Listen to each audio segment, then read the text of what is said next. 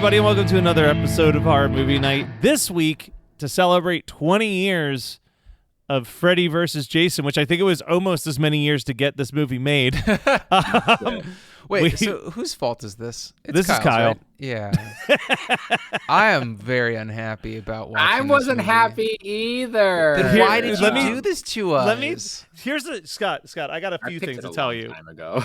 So I got a couple things to say. First of all, I was so upset to find out that Kyle had picked this because we had a slight scheduling snafu, and I was like, oh, we could just tag in Brian for the week that Kyle's not available. But then I was like, oh, wait, it's a Kyle pick. Like, Kyle probably definitely needs to be there for that. Yeah. And then I could bounce. When I watched it, and I rated it on Letterboxd, and then I said, oh, Kyle rated this on Letterboxd, and he gave it a 1 star. So I clicked. So hold on a second. Then I clicked into it, and I saw that he gave it a 1 star 3 years ago. So he knew exactly what he was doing. It wasn't like this was like a oopsie. Yeah. So It seems like an important anniversary. I think that's like it was an anniversary. You got that part right. So can you guys guess the last time that I watched Freddy vs. Jason? Because this isn't my first watch. When you left the movie theater in 2003. Very close. This is my first full watch because I watched half of it in 2004 and I never finished it. I saw Kelly Rowland get her nose clipped off and I was like, fuck, this movie's terrible. Got your nose. Also, the saddest thing about this movie has to be that this is Robert Englund's final time being Freddy. So half true, actually. He did become Freddy for a 30-second gag on the Goldbergs, which I don't know if that's better or worse, but I mean, I guess it makes it canon, right? Damn. Here's the thing, and I wrote this in my Letterboxd review because when I logged on to Letterboxd, I had given it 3.5 stars, and I promptly dropped that down. Like, I was just basing it off of previous star ratings on like other websites that I had given it. Did you give it 3.5 stars recently on Letterboxd? No, well, I just signed up for Letterboxd, so I was combing through all of my Netflix ratings and just like converting them over. Gotcha. So I had it at 3.5 stars, and then I watched it and I dropped this bad boy to 2. Yeah, that's a big twofer. That's a big twofer. A 2? A 2. One for Freddy, one for Jason. Yeah. Guys, okay, so this is the worst Freddy has ever looked. This is possibly the worst Jason has ever looked. Yep. The CGI is horrendous. Listen. This movie is. This is both the worst Nightmare on Elm Street movie and the worst Friday the 13th movie, and that's saying a lot. Stop quoting all of my notes. Okay, before we get into the notes, I know that I'm dogging on this movie, and I know that I'm going to continue dogging on this movie. I'm doing it with a smile. I'm not angry with anybody. I'm just disappointed. But I know that I am apparently the guy that shit talks movies on this podcast, which is not true. If you actually listen to every episode, I think I've been pretty effusive over movies that are ostensibly not good, but this movie is not fun. That's the problem. So here's the problem with this movie. There's a lot of problems with this movie, honestly, but I have a couple compliments. Very few, but there's a couple of them. Compliment. So yeah, we can go through a compliment. Do we want to do the compliments all at once? No. We're gonna go through this all talking over each other too, so we can just get through. 1, 2, 3 compliments. Well, here's my very first note. Before the movie even starts, right? You hit play, you see here's all the different studio logos, and the first thing you hear is that piano piece that you know so well for Nightmare on Elm Street. And I wrote, it is insane how happy just hearing that piano part always makes me feel. Like, it brings me into a mood, and then this movie immediately takes that mood away. But then, Freddy's voiceover, like, you're probably wondering how we got here. That would have made this so much better. It's fucking insane. Listen, as someone who's watched every Friday the 13th movie multiple times, Freddy magically raising Jason from the dead is without a fail the lamest way that Jason's ever been raised from the dead. And I want to remind you of some of the ways that Jason has been raised from the dead. So scenario number 1, was when Tommy Jervis needed to prove that Jason was dead, so he dug up the grave and stabbed him in the heart with a metal pole that lightning instantly struck and reignited his heart. In Bad timing. Yeah, in part terrible timing. 7, it's when a telekinetic girl is trying to raise her dead father's grave, and oopsie daisy accidentally resurrects Jason instead. In part 8, it's that the anchor from the ship of two people doing it just happens to nudge him awake underneath. That is the Jaws 2 Yeah. continuation, guys. Like, I just realized that we're literally looking at the same concept there. Same shit. So Freddy just being like, I'm going to pretend to be Jason's mom and raise him from the dead not so in bad. rage. It's so stupid. It's dumb, but it actually, like, when you're watching how dumb this movie is, that's the least dumb plot device that they have. The best dumb plot device they have, and I wish that it just happened the whole movie. I mean, it mostly did. Freddy got a kill in this entire film. I love that it's just Freddy almost killing people and then Jason He's getting a cuck. Yeah. He has to watch his partner have all the fun. He's a cuck. But there are some, like, I like the bed kill, like that, like very beginning, smash the bed. That's classic Friday the 13th. That's Love fantastic. But here's the thing about that kill, and my only good note, because I was trying so hard to make jokes.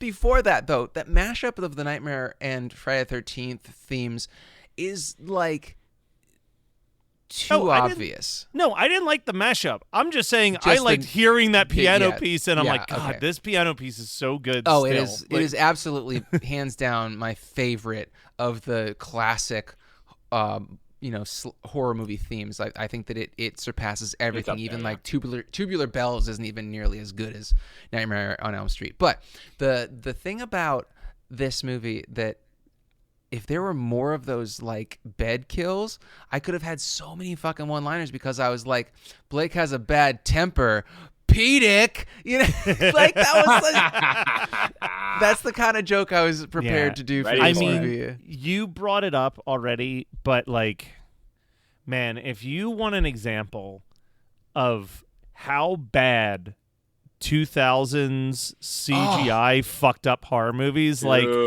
every one of these kills, every moment I'm watching, blood. I'm like, there's no real blood in this movie. No, and every time I see it, I'm like, why couldn't this be practical? Why couldn't the Freddy caterpillar be a practical effect? Oh my God, that was so bad. Yeah, every character is awful in this movie.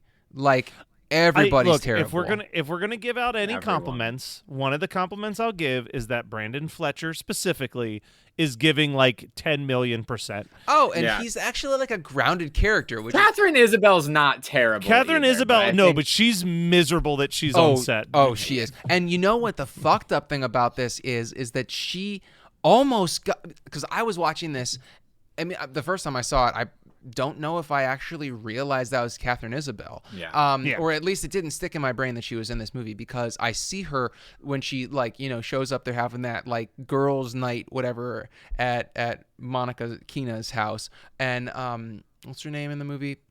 No idea. No. What's Monica Keena's character? Oh, no, she's just Monica Keenan. That's fine. Yeah. I turned to Megan because I'm watching this in bed, and she's got headphones on watching Great British Baking Show, which is just so... That's a much better decision. So That's a much better call. I go, wasn't Monica Keena on Dawson's Creek? She's like, yeah. She was an asshole, and then she killed herself, and then she came back as a ghost for a schizophrenic girl. I was like, that's right.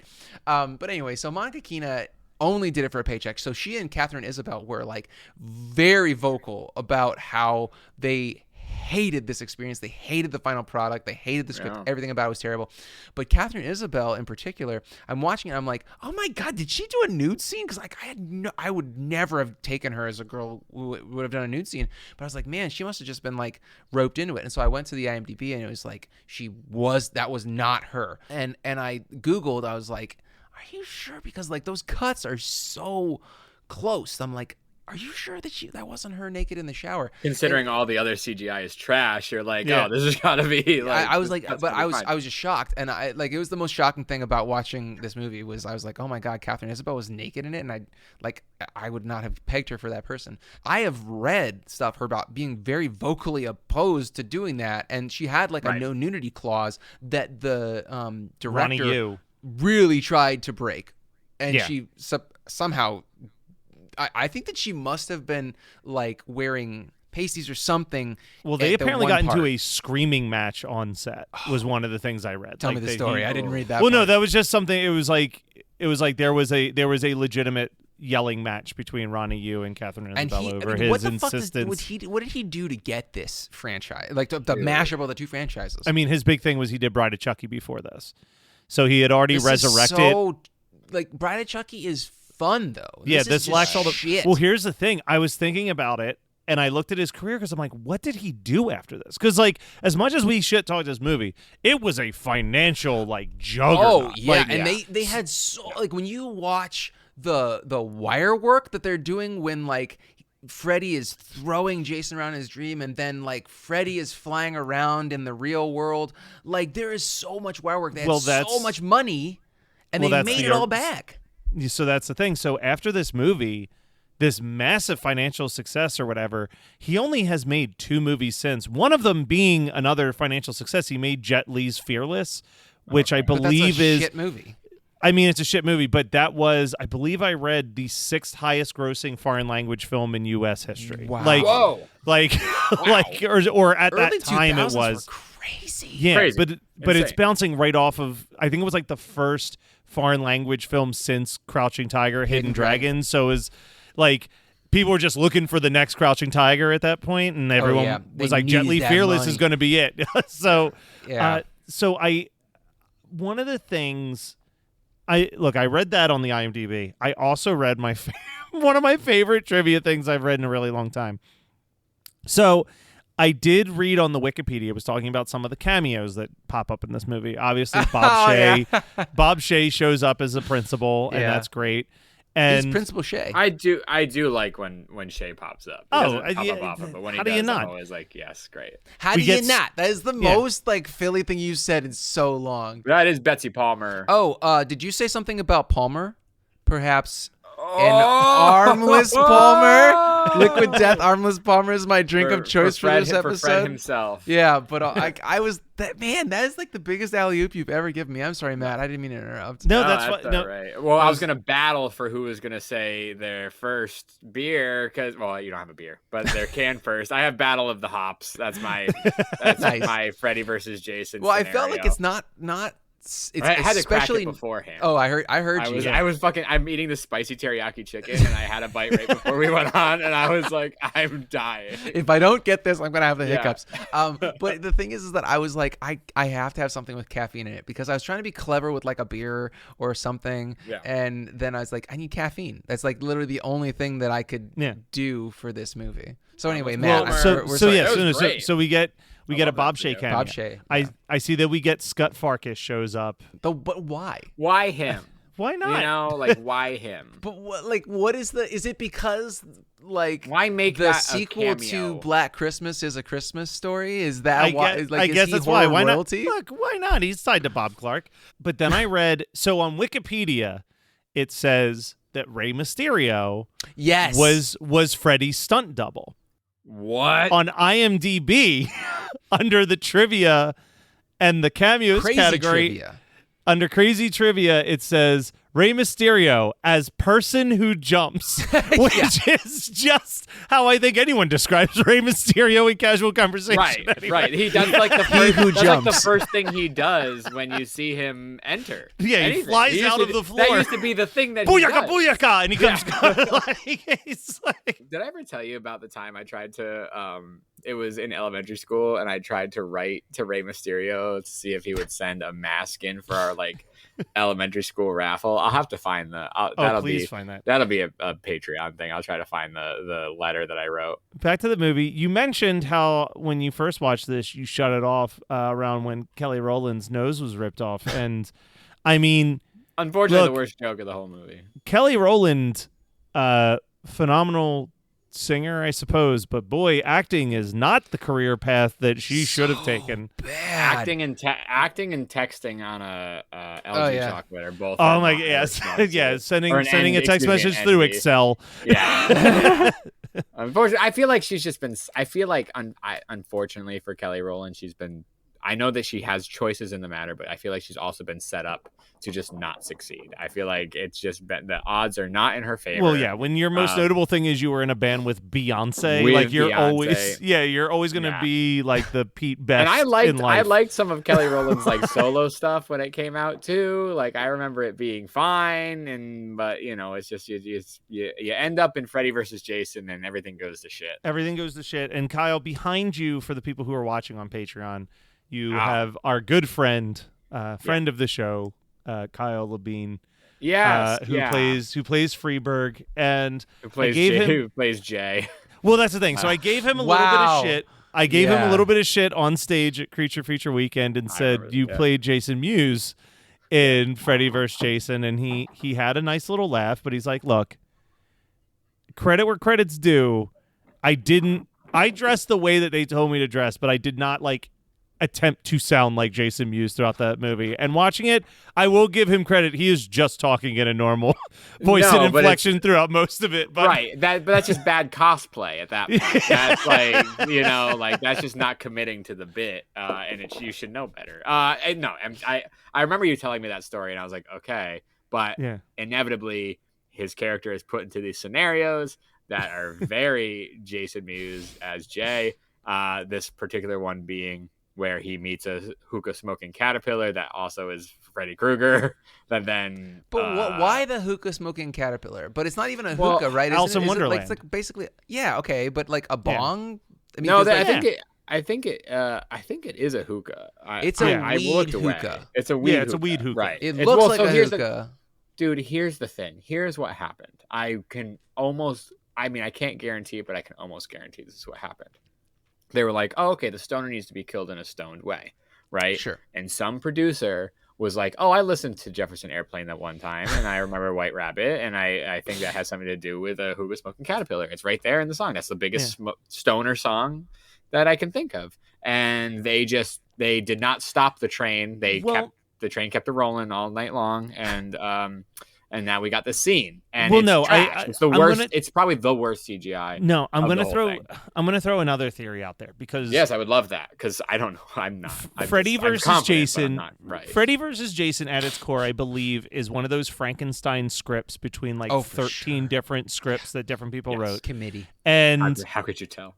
especially on the Nightmare on Elm Street side of things. Well, that's what killed it for me when I watched it the first. Well, almost watched it the first time. Let me finish my thoughts here. I'm so sorry. It's just like from the Nightmare on Elm Street side of things, there are so many moments and quotes and bits that are like fan film wink at the audience. Like, remember when he said this line sort of in part 4, or remember when we did this scene where like the floor is chasing the person in a different movie. Like they keep trying to go back to all the old hits. I genuinely think Shadow Man. Yeah, like I genuinely think the caterpillar was like, hey, remember in part 3 when he's like a giant fucking snake or worm? Like what other creature can we turn him into?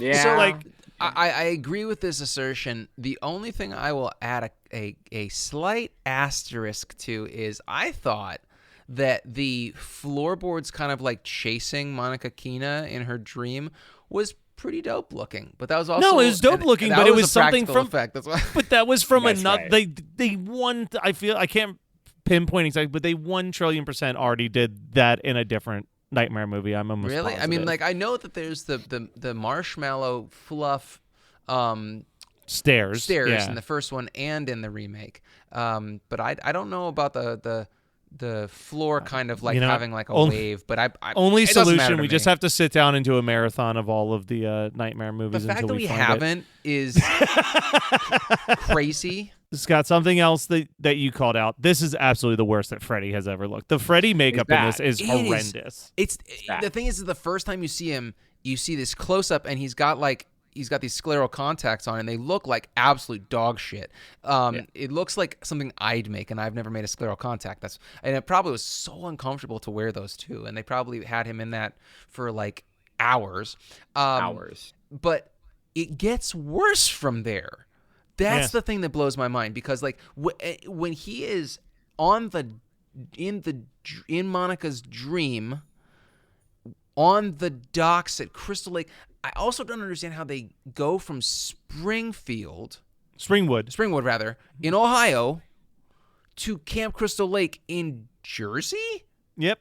That's like an 8 to 10 hour fucking drive. Yeah. I understand that this movie is about, it's ambiguous East Coast, Midwest. Right, but I mean, like, if you're doing it, you gotta fucking. But if you're right? exactly, if you're doing all the justice or injustice, but also, what the fuck? Why is it? Too, what good is it to like drive Jason to Crystal Lake and put him back in the lake? Like, that doesn't make any sense. Like, why would that contain him? It's not gonna contain him. I'm more interested into like why all of a sudden these people who get chased by these slashers are all of a sudden trying to think logically, right? Yeah, like, I do like when they're trying to think logically, but then it turns out to be a fucking dream. Yeah, right. And it's like, great, okay, awesome. So Freddy has good ideas, you know? Right. Yeah, Freddy's the smart one here, and which is true, but then I don't know, it just falls apart, and it's a bummer because like the thing that I remember most and liked most, again, I'm doing air quotes around this, the thing that I liked most is sort of what the fight scenes looked like. That felt right. It wasn't. Yeah. It was. It's still climactic in some way, but it's all the lead up and all the build doesn't do anything for me. Legitimately, the best thought out shot in this entire movie is the aerial shot of a flaming Jason making a fire trail through the cornfield. Yeah, like that shot. I'm like, why isn't this more of this fucking movie? Because like this is like a beautifully shot idea. Right. Like, also, that guy who blows he pours the Everclear on Bobby Jason Moynihan's like brother. Yeah. That is the quickest thinking I've ever seen in a teenager in any movie. Damn, that guy is plastered, and he's like,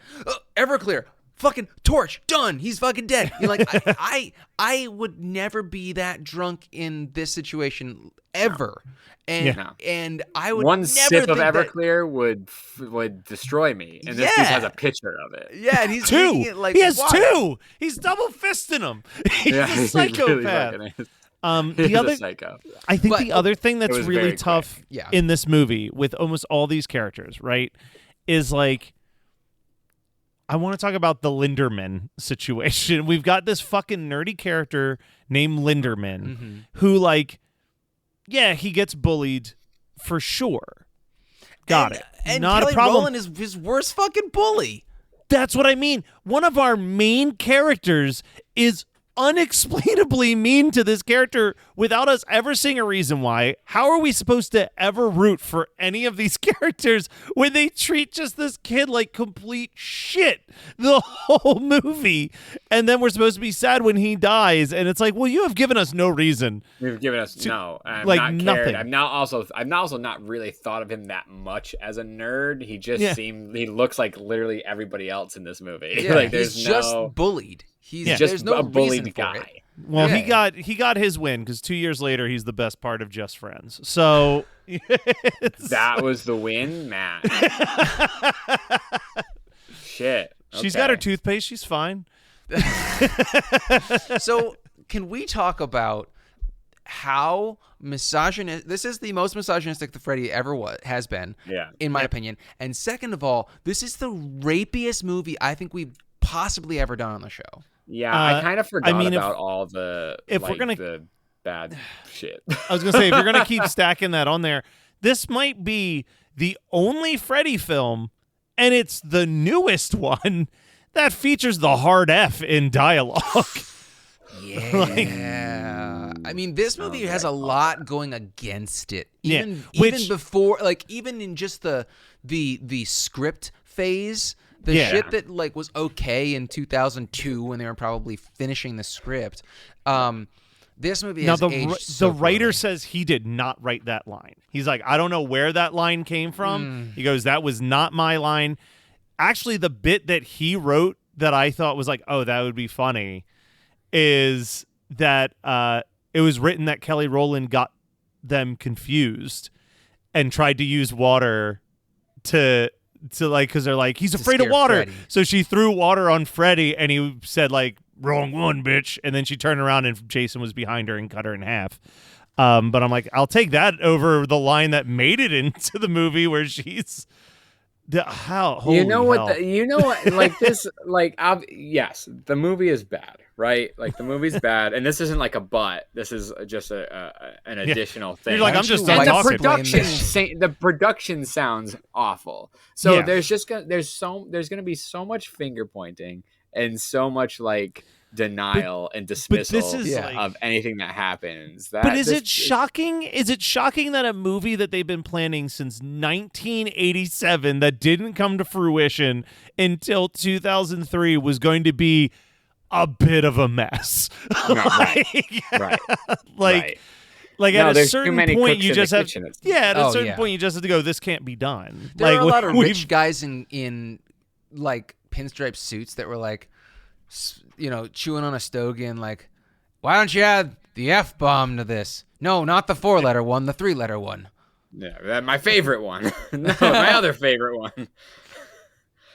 It felt very old white guy with hands in the pot. Often between the rapiness and the F-bomb and just again, the caterpillar thing to me just reads like somebody has never smoked weed once in their lives.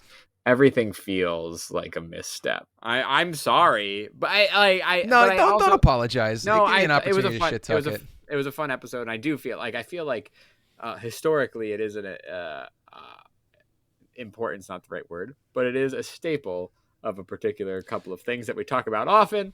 I'm glad we got to do it, and now we don't have to do it anymore. No, like I will put the word important to a certain extent because this is probably unprecedented. This is like the biggest.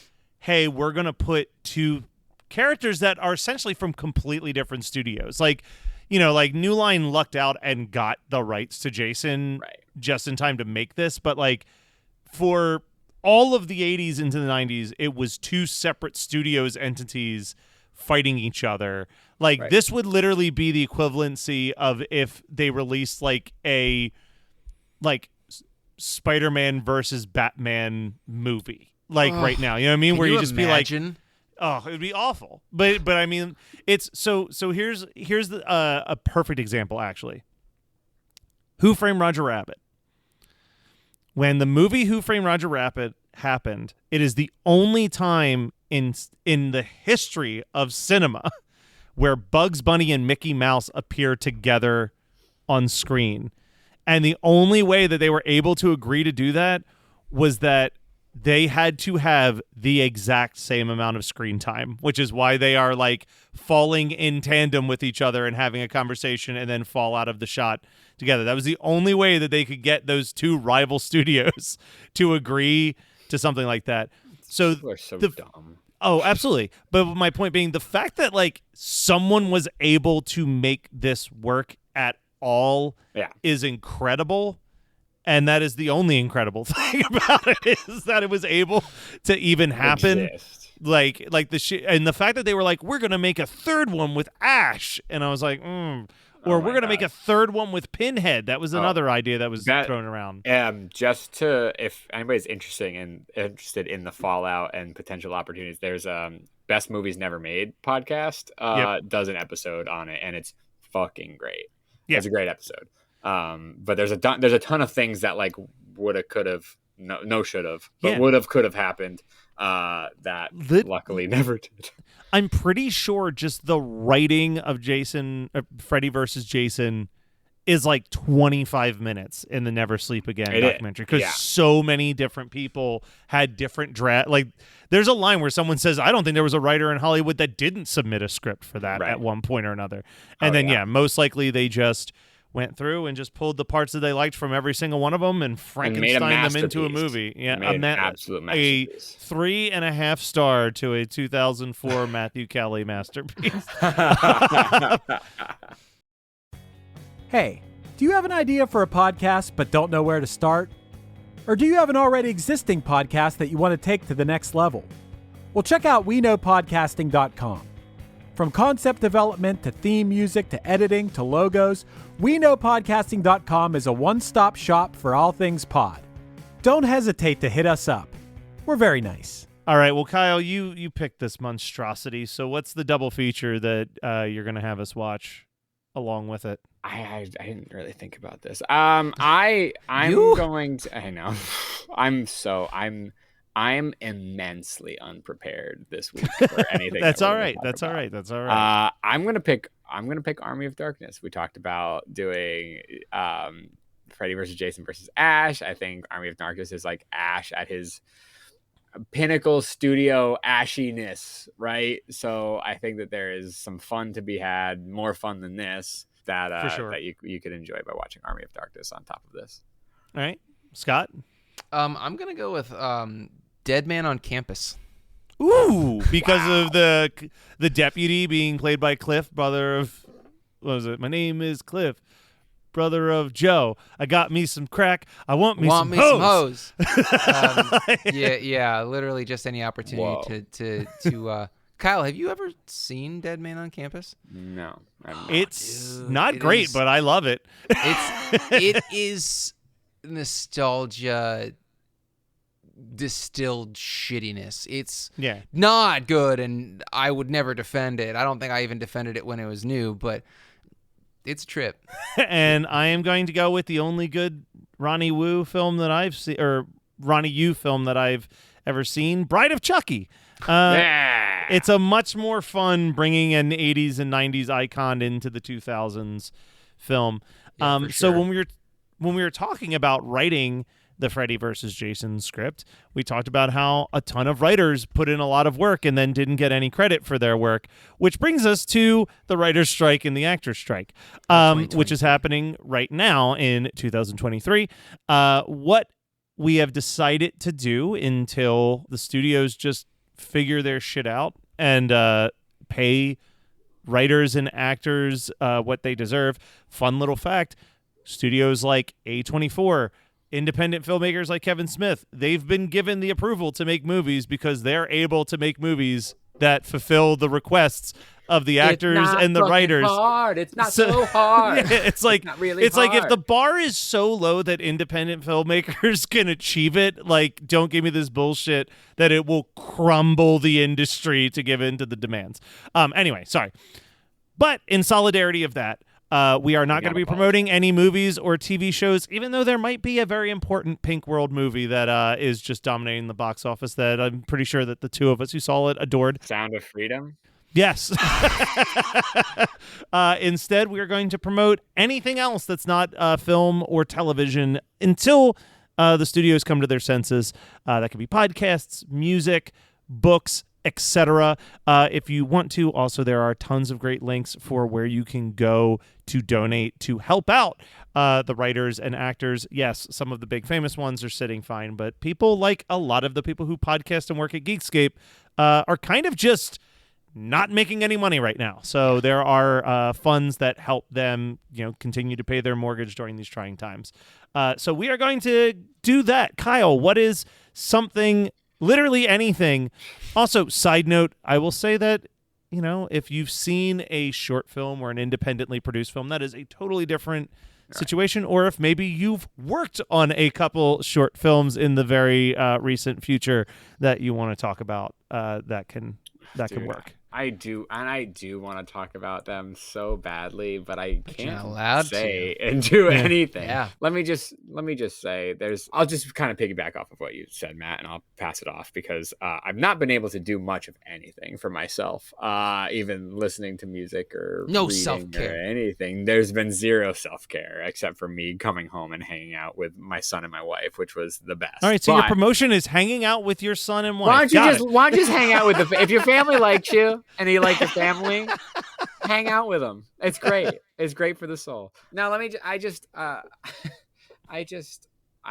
If you are in the arts in any capacity, do yourself a favor. And I know I said this about like going to film festivals, but like just go see or support your friend's shit. Just go do that. Just go do that. It's very lovely, and you get to meet people, and it's great. What I've been listening to recently is a really incredible hip hop album by an artist named McKinley Dixon called Beloved Paradise Jazz, which is loosely based off of, I believe, Toni Morrison's trilogy, but then like built upon McKinley's own life. And it's a really incredible album. I've been really enjoying it. It's kind of been like my summer album. It came out maybe the top of June, and it's great. I think there's a track called Tyler Forever, which I love, but the title track, Beloved Paradise Jazz, which closes out the album, includes vocals by an artist, Miss Jalen Brown, and it's just it's so full. Like the sound of this album is so full. The instrumentation, the soul, the lyricism, it's fantastic. So it kind of starts off with a reading of Toni Morrison for like 2.5 minutes, which I don't always normally love intro tracks that are just like a reading of a thing, but it does set up perfectly what the album goes into. So I've been listening to that a lot. Like that was a lot of my drive to and from set this past week. So how about you, Scott? There is a new Twin Temple album coming out in, I believe, October. They are currently on tour with Danzig, and the tickets are insanely expensive. But the first single came out, and it said, I think it's called Burn Your Bible or something like that. But it's, their satanic doo-wop. It sounds like Twin Temple. It's really fun. I'm looking forward to their new record. It's just my shtick. So if you are listening to the show at this point and you have never listened to Twin Temple, do yourself a favor, listen to their first record, get hyped for the second record. Nice. All right. So I decided that I was going to pull double duty on this segment in place of the normal stuff that I would talk about. So I will promote a podcast available on the Geekscape Network and then something else. Real quick, podcast on the Geekscape Network that you should definitely check out. I mean, we've had both of the hosts of this show on before. I still think it's the best show on the Geekscape Network. Sorry to us. 91 Donkey Lane. 91 Donkey Lane is so fucking good and so funny, and they just recently released an episode called This Donkey Life, where they just do an episode of This American Life, but based on the ridiculous shit that's happened in Donkey Lane, like full with sound effects and everything. It's incredible, because I know that Ira Glass is coming after them. Yeah, they've been fighting with Ira Glass for years, so this was their proving that his job ain't so hard and they can do it. And then stuff to promote, 2 things I'm going to do real quick. I needed a book to read on the flight home from San Diego Comic-Con because I was just crushing all the books that I had packed to read.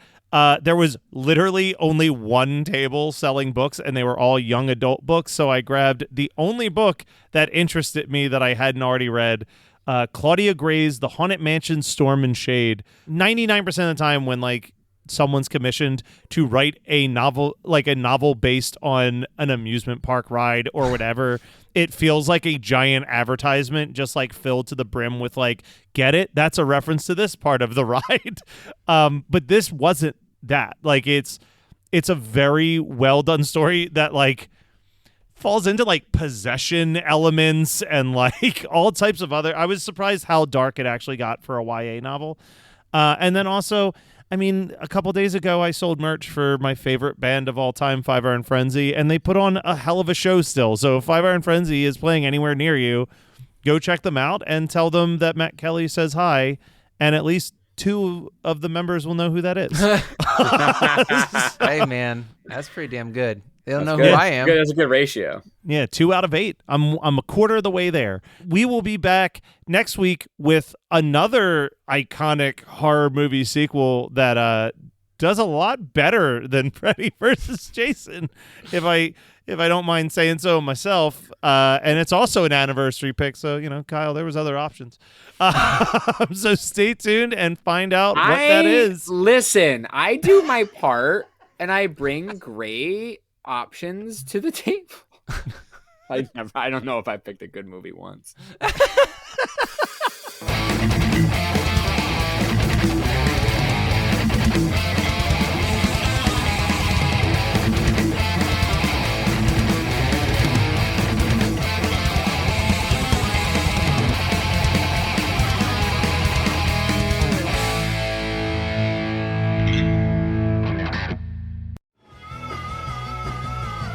You're listening to the Geekscape Network.